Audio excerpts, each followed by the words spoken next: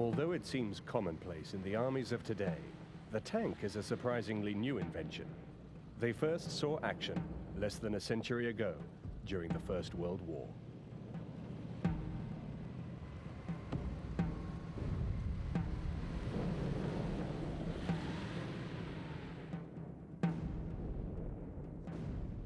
But it was in the maelstrom of World War II that this devastating invention was to find its destiny, as the biggest tank battles of history raged. Tanks came of age in the Second World War. They also developed quicker and changed more in a short 6-year period than at any time before or since.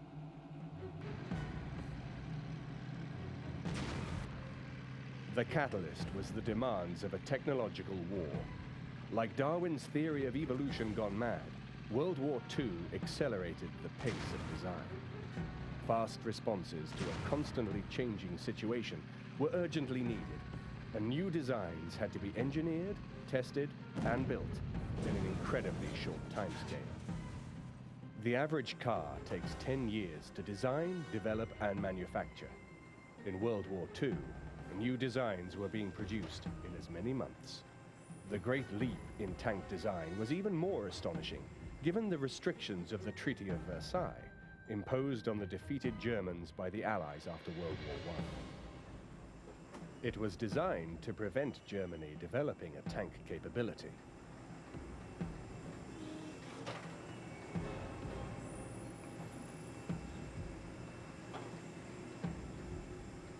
In 1936, only 3 years before the outbreak of World War II, Germany was heavily reliant on the small and ineffective Panzer I. It was little bigger than a modern family saloon car. But in 1939, 1,200 were in front-line service, and they formed the bulk of Germany's tank forces. The Panzer I is really hardly worth considering as a fighting tank. It was designed originally for training. It just had a couple of machine guns in its turret. And apart from reconnaissance, you wouldn't dare send it out against other tanks. The majority of them were therefore converted to the sort of command tank role. And the purpose of a command tank is really just to provide transport for a battalion commander in the field. In other words, he can go out with his troops in their tanks, he can keep contact with them on the radio, but he's in a vehicle that will match theirs across country and gives him roughly the same sort of protection. The thing's fitted with a machine gun if he really gets into a sticky situation, but he's not meant to be fighting, he's meant to be keeping an eye on the situation and an ear and commanding his troops in action. In the space of 3 short years, German tank technology would progress from the lightweight and inefficient Panzer I to the mighty Panzer VI, the Tiger, the most complete fighting vehicle of the war. As an example of evolution, the transformation from the Panzer I to this made the animal kingdom look positively static. Adolf Hitler was the man who provided the impetus to develop the tanks of Germany's Wehrmacht. Hitler was a gambler, and he gambled upon bluffing his enemies into believing his tank forces were far stronger than they actually were. When Hitler precipitated the Second World War with his invasion of Poland in 1939, his tank forces were questionable at best, but the gamble succeeded by the application of a new tactical doctrine: Blitzkrieg, championed by General Heinz Guderian. Against Poland, the German command discovered a number of things which were very important. A, they didn't have the right kind of tanks. Mark 1s and Mark 2s were undergunned, and the second thing they discovered was you can let the tanks run as fast as you like. I think 7th Panzer Division covered about 140 miles in a week, but it runs out of fuel. So what are you going to do about that? And also tanks need maintenance. The other thing they discovered was that their artillery, the artillery support was horse-drawn. Well, obviously the rate of advance between a horse and a tank is rather different. The other thing they discovered was that their motorized division was really much, much too cumbersome. So the Germans learned a great deal from Poland. And the final lesson they learned was this: do not use tanks in a city. At the end of the 19th century, when he proposed his theory of evolution, Charles Darwin noted that there were many branches which led to unsuccessful species, and hence to extinction. Of course, Darwin was talking about animals, but tanks, it would seem, followed exactly the same rules. In 1939, it was understood that tanks in the coming war would need to be able to deal with two kinds of different situations. The first was tank versus tank actions.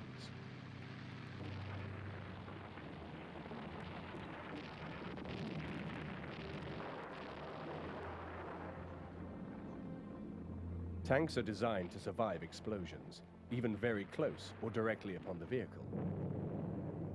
Faced with the armor of a tank, explosive power alone is of little value. To destroy a tank, it is necessary to fire a shell fast enough to penetrate the hull and kill the men inside.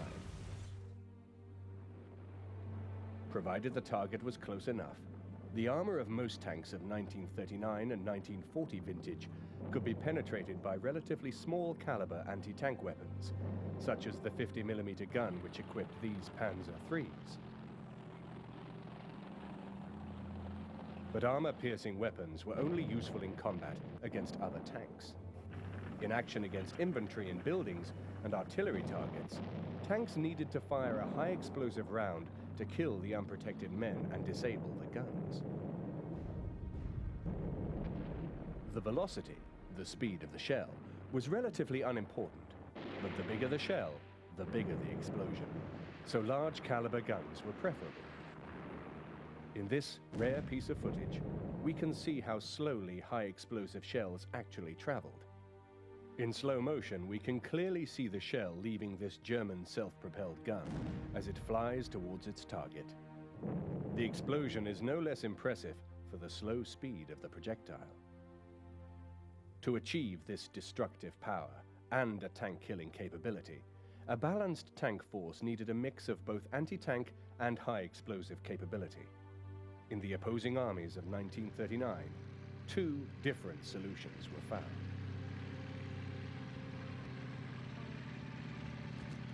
The Germans developed two separate types of tanks, each specialized for a particular job.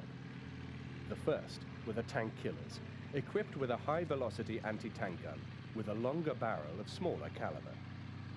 Most of the Panzer IIIs of 1939 were mainly equipped with this gun, designed to deal with enemy tanks.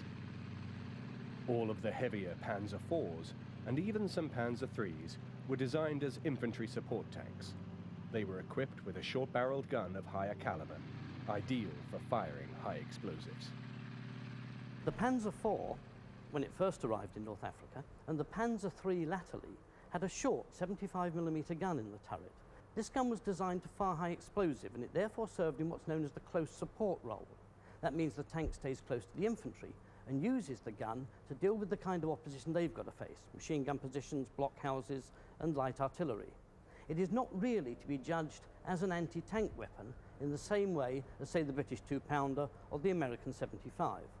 However, it had an anti-tank round which was immensely effective. But it's a question really of the use a tank is meant to be put to, and this tank was designed specifically to deal with those targets that the high-velocity anti-tank gun can't cope with. In contrast to the Germans, who had two types of tanks, one solution tried by the armies of both France, America, and Russia was to house two types of gun in the same tank. This produced the massive multi-turreted tanks like the Char B and the Lee Grant tank. The dual turret idea was a failure, an evolutionary blind alley which was cruelly exposed on the battlefield. The two turrets made the tank difficult to operate. It was impossible to coordinate the guns, and the sheer size of the machines presented a huge target that was difficult to miss. With the figure of her commander perched some 15 feet above the ground, it is easy to see why this Lee Grant could not be successfully hidden on the battlefield. The main gun on the General Grant is a 75mm weapon, which not only fires solid armor-piercing shot, but can also fire high explosive rounds, and this was the answer to Rommel's tactics of mixing tanks and anti-tank guns. You've got solid shot for dealing with the enemy tanks, and you can fire high explosive rounds and lob them near to the enemy anti-tank gun, which would disable the crew or put them off their stroke for a while. The disadvantage on this particular tank design is that the main gun is down here in the hull. You can see there's a conventional anti-tank gun in it, but this is the gun that does the business, and having it low down in the hull is a handicap when we come to talk about the hull down position. In other words, you're using ground to hide the body of the tank and just fighting the gun looking over the ridge. It is quite clear from the height of this tank and the position of this gun that there'll be a lot of tank sticking up in the air when it's trying to hide behind a ridge and shell an enemy position. So from a pure design point of view, this is not the best place to put a tank's gun. Compare the large and ungainly Grant with the sleek form of this late-war German tank killer, and the advantages soon become apparent. A low silhouette, which presented a squat target, was difficult to hit, and sloping armor deflected shots away from the vehicle. As the war progressed, the same course was ultimately adopted by all sides, which was to combine both an anti-tank capability and an infantry support role in one vehicle, by mounting the largest possible high-velocity gun. The larger caliber effectively gave it a good high-explosive firing capability, as well as a deadly killing power against other tanks. In the Polish campaign of September 1939, the German generals would have loved to have such excellent tanks. Nonetheless, they were still able to provide a quick and complete victory for Hitler, despite extreme reservations about the suitability of the available tank designs and the limitations of the new tactics. Guderian was prepared to stick his neck out for the tank and the Blitzkrieg against very considerable opposition. And it's very important to realize that, you know, the tank wasn't readily adopted. The idea of the Blitzkrieg wasn't taken to the bosom of the German High Command, quite the contrary. And therefore, Guderian really had to push it very hard indeed, and became, of course, in the course of the Second World War, if you like, the master of the German tank arm, and saw it through its early trials and into most of its major successes, and its decline as well. Despite the concerns of the generals, Hitler had triumphed in Poland. Now his gambling instincts ran unchecked. Hitler turned his attentions to the invasion of France, and his generals grew nervous.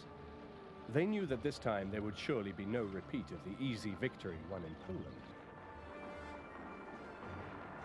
Hitler's combination of political brinkmanship and calculated gambles had disguised the fact that the German army at this time could deploy only 2,000 tanks. The British and French could count on 4,500. Not only were their numbers inferior, but many of the tanks deployed by the Germans were of limited fighting value. As we have seen, one of the main offenders in this respect was the tiny Panzer I light tank. Seen here in Bovington, this machine still bears the evidence of the shells fired through the hull which disabled it. The ease with which the thin armor of the Panzer I could be penetrated had been cruelly exposed in Poland, but some 520 machines still had to be engaged for the coming invasion of France. There was simply no alternative. Of far greater military value was the Panzer IV, then one of the best tanks in the world. But in 1940, only 200 of these machines were available, which meant that the best and most heavily armored tank available to the Wehrmacht accounted for less than 10% of the tank force.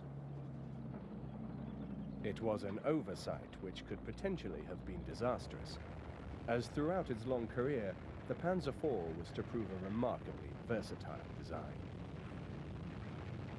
There are those who say that if the Germans had stuck to the Panzer IV and built large numbers of them, they'd done a lot better than messing about with tanks like the Tigers and Panthers. The reason is that this was a superb all-round design. It was in service when the war broke out. It was still an effective frontline tank at the end. And the reason is that the Germans built expandability into the design. Its armor thickness increases 2 or 3 times over the wartime period, and that does not affect the tank's performance at all, although it's getting heavier. And the gun, although it doesn't increase in caliber, certainly increases in size from a short-barreled 75 to this long 75, which enabled it to keep pace with developments on the other side. In other words, we would come up with tanks like the Cromwell and the Sherman. By upgunning the Panzer IV, the Germans kept pace with us, and in some ways were that bit ahead of us. And it probably would have suited them better to have large numbers of these things in the field them mess about with the heavy tanks, which, for all their other virtues, were a considerable liability on the maintenance front. Taken together with the Mark III and IV, the German tank force on the eve of the decisive battle in France deployed 500 Panzer Is, 1,000 Panzer IIs, 350 Panzer IIIs, 200 Panzer IVs, and 400 of the Czech-manufactured Panzer 38Ts.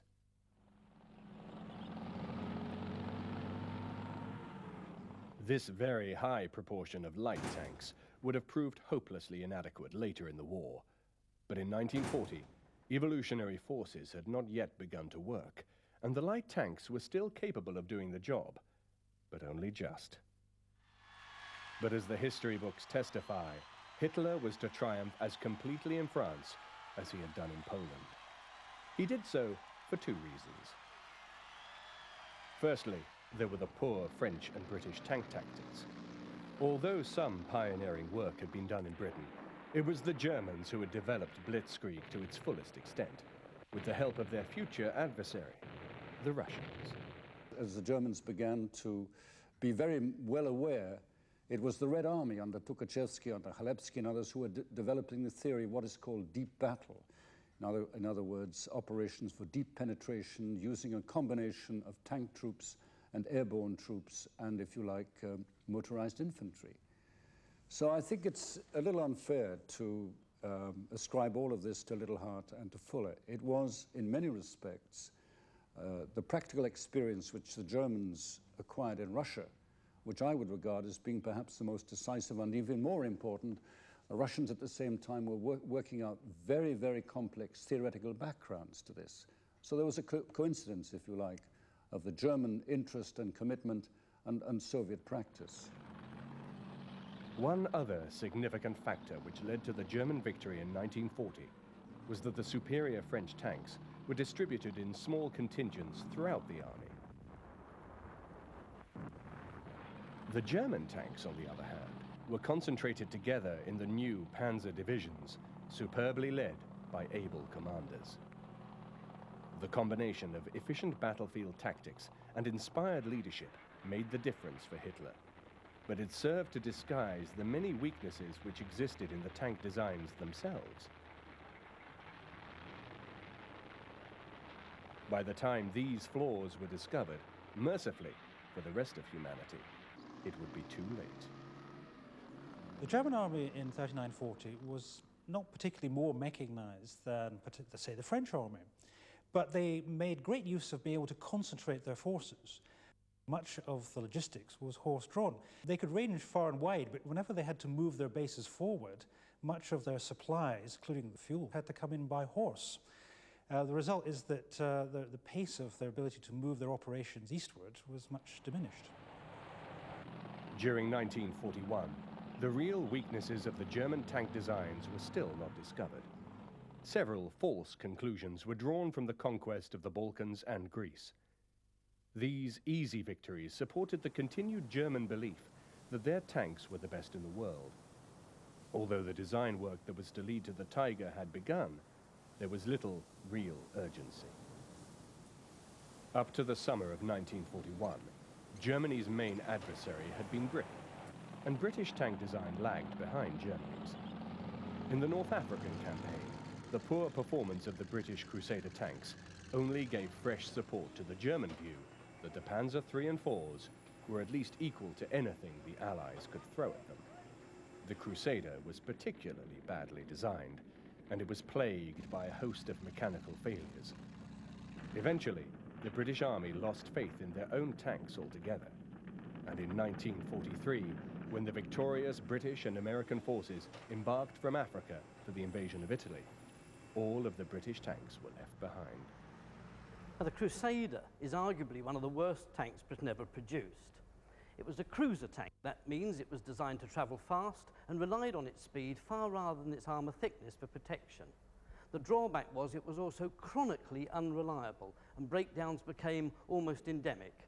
I am quite convinced that one of the reasons the British Army only took American tanks to Italy in 1943 was that the standard of reliability of the British machines they used in the desert, particularly as personified by the Crusader, had really actually put them off. And therefore tanks like the Grant that we've seen and the Sherman, which followed it, were reliable and therefore far more acceptable to British troops. Despite the limitations of machines like the Crusader, in North Africa the signs were there of the dangerous flaws in Germany's tank capability. In the relative backwater of the Desert War, even the unspectacular British Matilda tank was considered a success against the Italian forces and frequently held its own against the Germans. The gun on the Matilda, which is typical of most tanks of this period, is the 2-pounder, a 40mm weapon, but it only fired solid shot. In other words, it was only any use firing against enemy tanks. Now, this was fine under those circumstances, but once the Germans came to the desert and started mixing tanks and anti-tank guns in the attack, you needed a dual-purpose gun, something that not only fired solid shot to take out enemy tanks, but could also fire high explosive shells. And that sort of advantage comes in at last when we get the American tanks over, notably the General Grant. Once again, superior German battlefield tactics were overcoming the limitations of her armored forces. But these successes also reinforced a leisurely attitude towards the development of new types. In 1941, the evolution of German tank design was proceeding much too slowly, and it was to have deadly consequences, from which Germany would never recover. The shock was to be delivered in Russia. When Hitler ordered the conquest of Russia in the summer of 1941, confidence among the Panzer force was at an all-time high. The Desert War was progressing well, and the German tactics of mixing tank and anti-tank forces together concealed the deficiencies in tank design from the Germans themselves. Despite the understandable cockiness of the German High Command, a few lessons from earlier campaigns had been absorbed, and the makeup of the tank force which shook Stalin to the core had a much higher proportion of the heavier Mark III and IV tanks, instead of the lightweight Panzer I and IIs.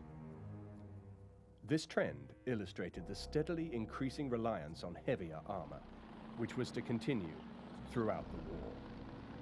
It was just as well, because the Wehrmacht was about to meet with a very nasty surprise. After a few weeks of the campaign, in which the German armor had faced only obsolete Russian tanks, such as the lumbering T-28 and the outdated BT-7, the German forces suddenly encountered two of the new Russian tanks, which were to change the course of the war. The first was the heavy KV-1, a 46-ton monster with superior heavy armor and a vicious 76mm gun capable of destroying any German tank from most ranges on the battlefield. In 1941, it was a deadly adversary. The Soviet KV-1 is a fine example of a tank made for specific conditions. Broad tracks for dealing with mud and snow, and a diesel engine for operating in the coldest possible weather. In 1941, when it first appeared, it was a superb design and absolutely dominated the battlefield. But by the time Kursk came, it was beginning to get outclassed. The Tigers and the Panthers, with their thicker armor and enormous guns, could take it out at ranges beyond which it simply couldn't fight back. The other unpleasant surprise for Germans was the arrival of the T34, a medium tank far better armed and equipped than the German Mark IV. It was also better equipped to deal with the extreme Russian weather conditions. Its wide tracks made it equally at home in the dry, in mud, or in snow. In addition, the sloping armor presented an angled front to German fire, designed to cause shells to glance off the armor. The T-34 was to become the real nemesis of the German army. It was built for mass assembly, and the crude welding lines can be clearly seen. It was no beauty, but it was tough, and it possessed a superb inbuilt ability to be upgraded. Now, the T-34 was probably one of the finest tank designs of the Second World War. You have, for a start, one of the first tanks to be fitted with sloped armor, which, in defensive terms, is excellent. But the great thing about T-34 was the way it was capable of improvement, and I cannot illustrate it any better than by the guns here. When the T34 first appeared in service, it was fitted with a 76mm gun and had a two-man crew in the turret. By 1944, they had not only upgunned it to take an 85mm weapon, they'd increased the turret size to enable it to take 3 men, and that makes it a far more efficient tank on the battlefield. Nobody else achieved that throughout the war, and that alone would single the T-34 out as one of the most outstanding tanks of all time. Although the Germans would devise better tanks, they could never hope to compete in terms of the sheer numbers of T-34s.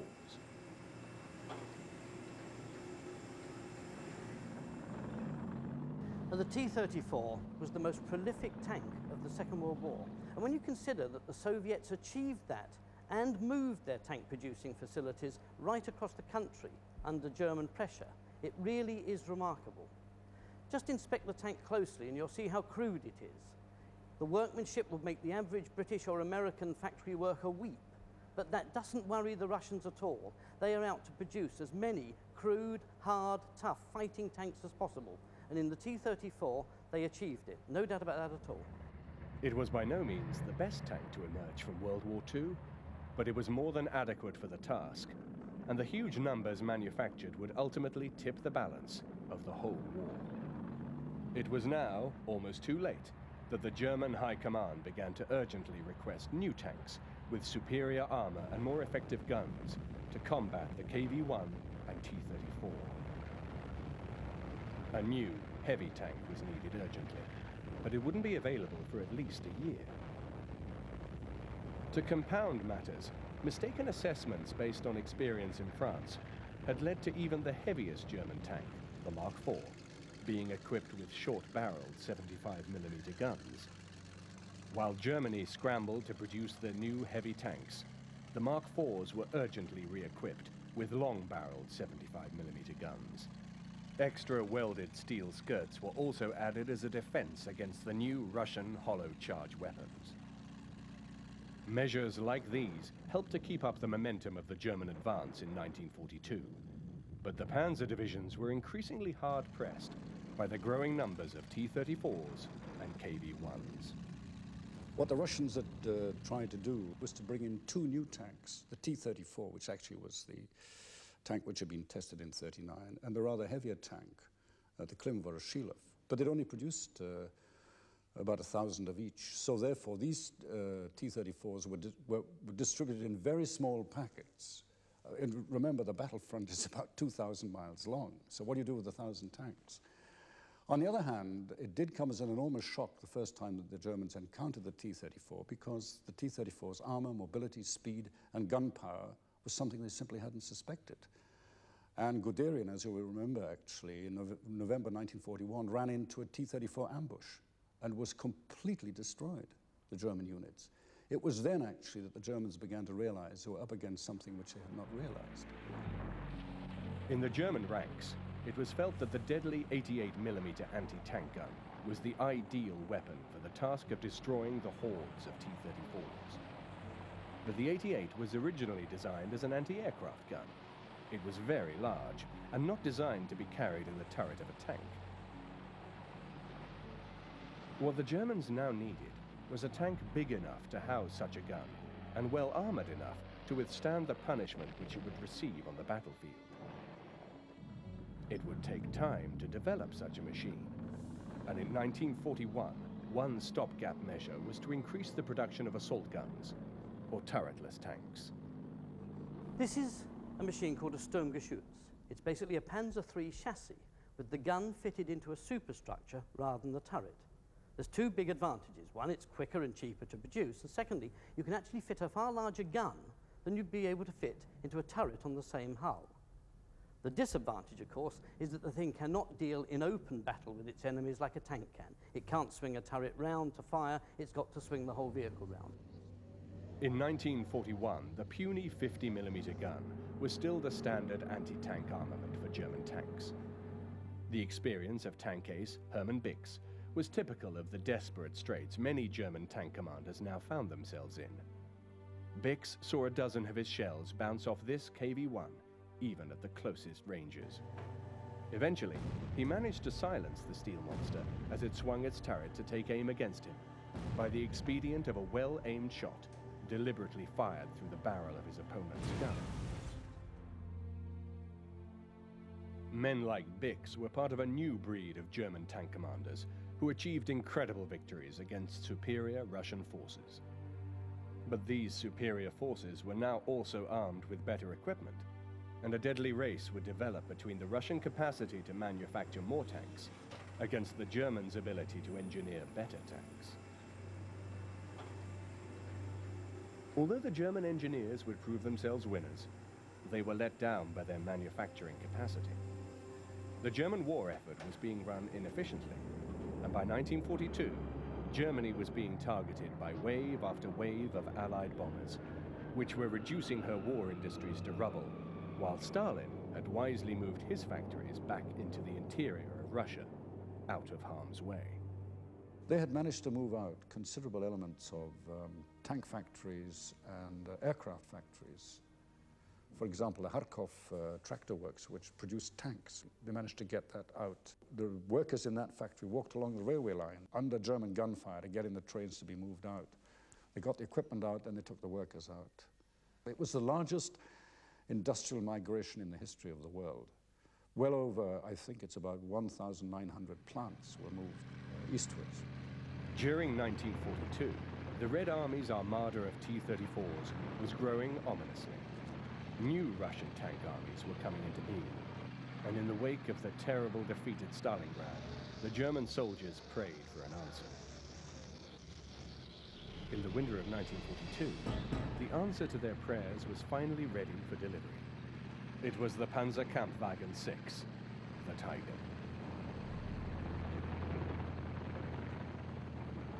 Well, the Tiger I has got to be seen as a quantum leap in the progress of tank design. It appeared in 1942, and in one swoop, it doubled in armour thickness, doubled in weight, and doubled in gun power, the might of any tank on the battlefield. It was really a terrific leap forward in tank design.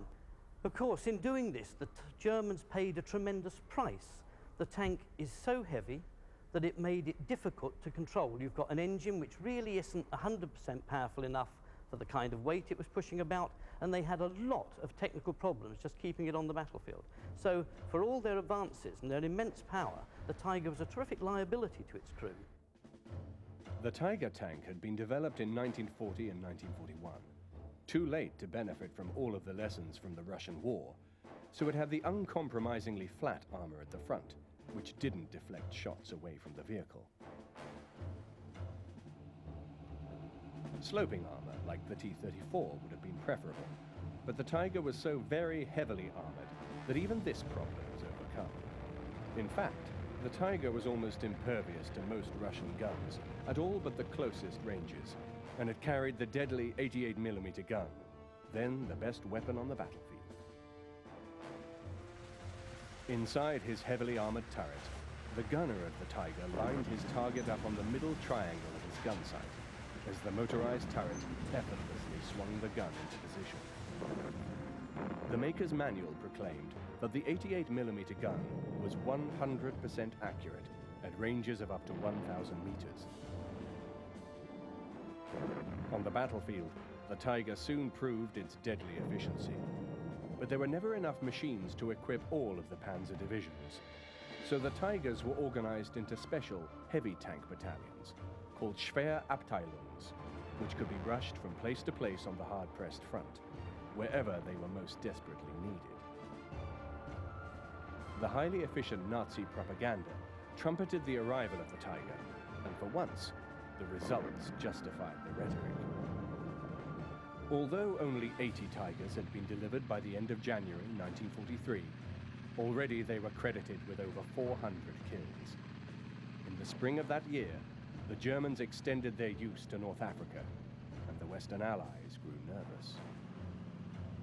In the space of just 2 short years, it seemed the Germans had evolved the ultimate battlefield weapon. To compound matters, no Tiger had yet been captured. That situation was to change early in 1943, when British forces fighting in Tunisia knocked out and captured this machine, which is currently undergoing restoration in the Tank Museum at Bovington. The particular history of this one is that it was issued to the 501st Heavy Tank Battalion of the German Army and shipped to Tunisia early in 1943. It came up against 48th Royal Tank Regiment during the fighting in Tunisia, and 48th Royal Tanks were then in Churchills, armed with a 57mm gun, which is against an 88 on this thing. But some fluke shot from one of the Churchill tanks actually struck the Tiger underneath its gun barrel, embedded itself in the turret ring, caused the crew to panic, leap out and abandon the tank. Now, that really is exceptional. Those tanks were so powerful they could have dealt with Churchills without any problem at all, way out of the range that the Churchills could fight back. The shot from the Churchill tank strikes the Tiger just underneath its gun barrel. Little gouge there, another one in the base of the mantlet, and then the shot buries itself in the turret ring of the Tiger, and it jams it. And that is enough to shake the confidence of the crew. Despite the thickness of armour, despite the size of the gun, they are actually nervous about being hit by another tank, and they abandon it. And that way, this perfect example of one of the strongest tanks of the Second World War falls into British hands. In 1943, this object of fascination was studied by no less than Winston Churchill and King George VI. The tank was the subject of an urgent British Army study. Every inch of the Tiger was inspected, and a very concerned study team presented their findings. It was noted that the Tiger, with its heavy armor, dual-purpose armament, and first-class fighting ability, was basically an excellent tank, and constituted a considerable advance on any Allied tank.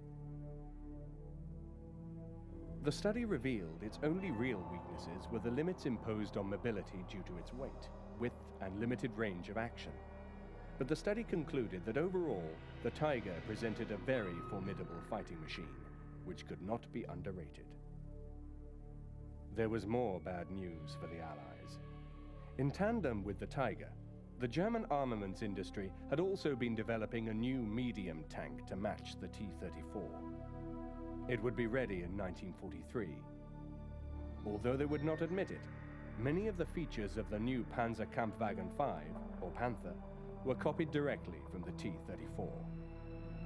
The Panther had the same sloping armor, wide tracks, and a similar 75mm gun. Developed with breakneck speed and rushed into production, the Panther made its debut at the Battle of Kursk before they were really proven. Engine and transmission problems abounded. Engine fires were commonplace. Dozens broke down, and some vehicles went into their first action pouring fire from the exhaust pipes. Not surprisingly, the Panther was a disappointment at Kursk. But once it had overcome its initial teething problems, the Panther would prove itself the best medium tank of the war. Indeed, it was a far better vehicle than the T-34, but again, the problem of short supply remained. It was never to be available in the quantities which the war in the East demanded. Although 6,000 would be built, that was never enough, as the numbers destroyed always kept pace with supply. The advent of the Panther and the Tiger represented almost the end of the evolutionary trail in World War II. German tank sizes had steadily increased, from the 6-ton Panzer I through the 22-ton Panzer III, and now onto the 62-ton Tiger. It would reach a peak with the 70-ton Tiger B, or King Tiger. The weight and superior armor certainly made the difference, but quality had been achieved at the expense of quantity, and it was quantity which Germany needed. It has been estimated that from May 1944 until the end of the war, on any given day, on average, only 400 tanks were available for action in the entire German army. The Allies could call on some 20,000. With this tremendous disparity in numbers, it has been estimated that in the East, the German tank divisions would have to have destroyed 10 Russian tanks for every one of their own which was lost.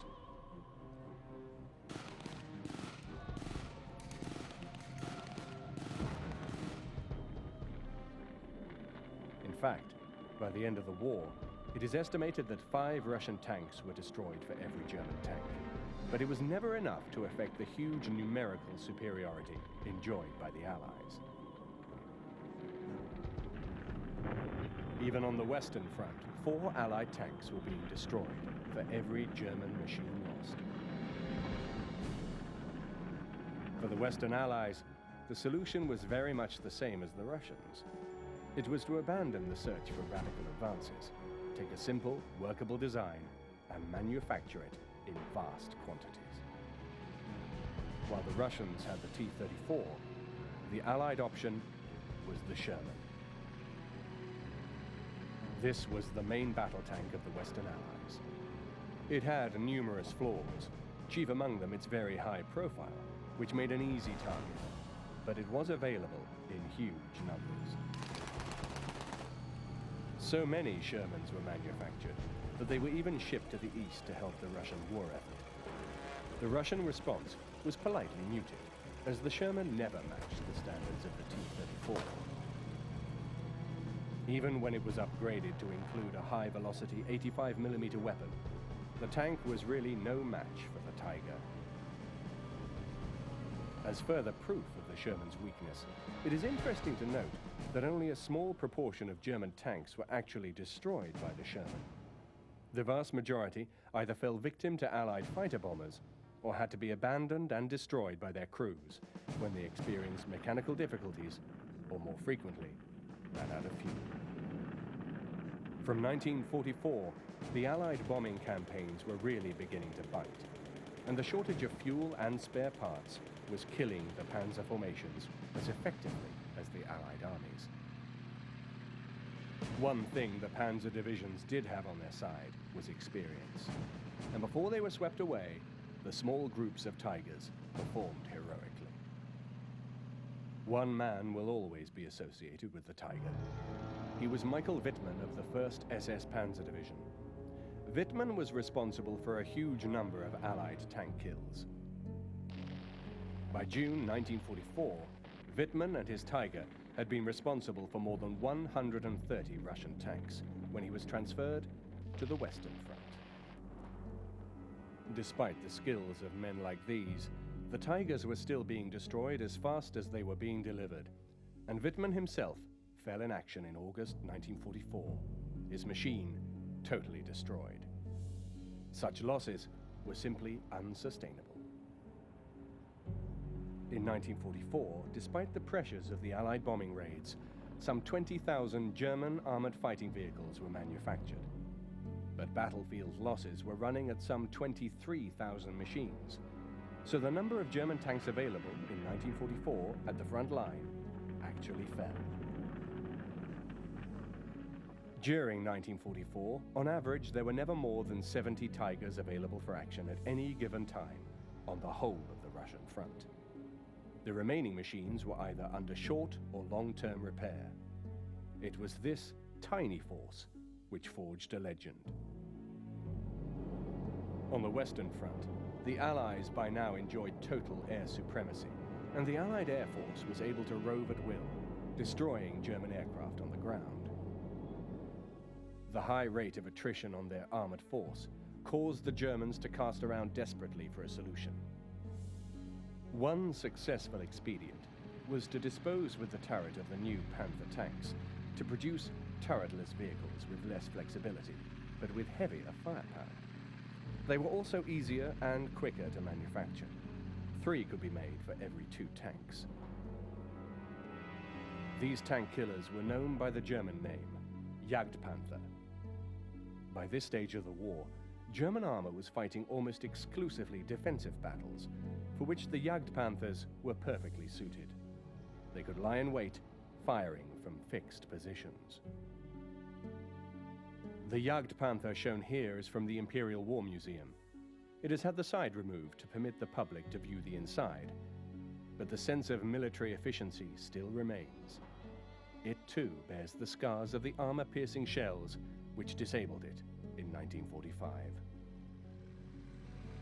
As with the turretless tanks, there was also a steady increase in size and armament in the tank hunters, which evolved from the simple Marder I, based on the Panzer I, to the ultimate tank-killing machine, the Jagd Tiger, based on the upgraded Tiger II. Massive armor and a superb high-caliber gun made these machines deadly. But once again, the design and engineering effort took valuable resources away from producing simpler designs in the volume the Germans needed. The last Panzer to see active service was the Moving Fortress, which was the upgraded Tiger B, or King Tiger. It carried the huge 88mm high-velocity gun.